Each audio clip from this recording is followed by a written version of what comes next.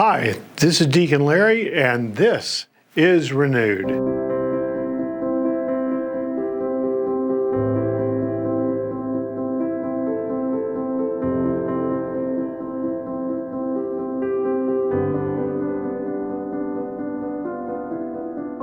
Hello, sisters and brothers. Today we continue our Lenten journey.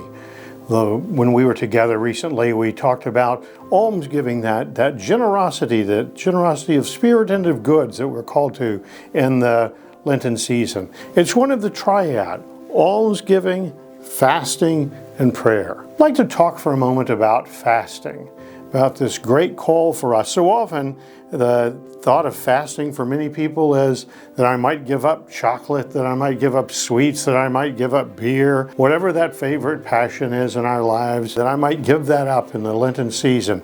A very positive thing to do, because it reminds us when that thing is missing that there's a hole in our lives, that hole of the love of chocolate or beer or whatever.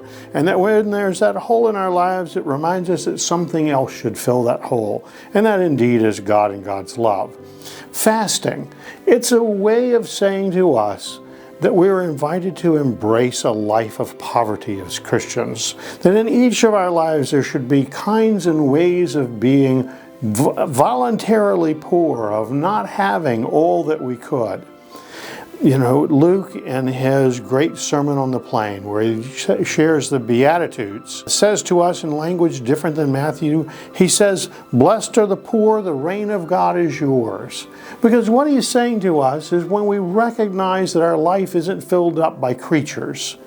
Because everything that I mentioned, chocolate, sweets, beer, whatever, those are all creatures. And when those creatures are gone, there's a space for the Creator to be with us. And so the Lenten season is an invitation for us to open our lives in a new way for the presence of the Creator. Now, I would say that doesn't always require us to give something up. Sometimes we can create positive space in our lives. Cardinal DiNardo, at the rite of election, said to all the catechumens who were preparing to be received at the Easter Vigil into the church, baptized into the church, he said to them, "Don't worry about giving up chocolate during Lent." He said, instead, read the Scriptures. Make space in your life. Create a poverty of space in your life so that you can fill it with the richness of the Scriptures. That time with God every day will draw us closer and closer into the life of God, so that we indeed do recognize what the gift of baptism is for each of us.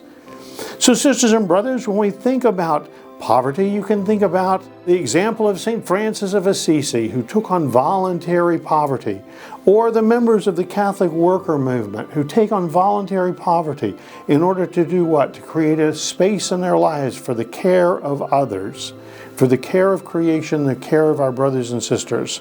So, sisters and brothers, in this Lenten season, an invitation for us to think about fasting in a bigger way than just a big diet. Rather, it's a way for us to open a space in our lives that it may indeed be filled with the presence of God in a new way.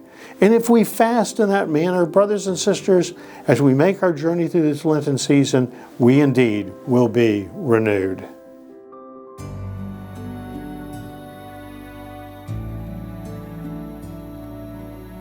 Please like, subscribe, or comment below.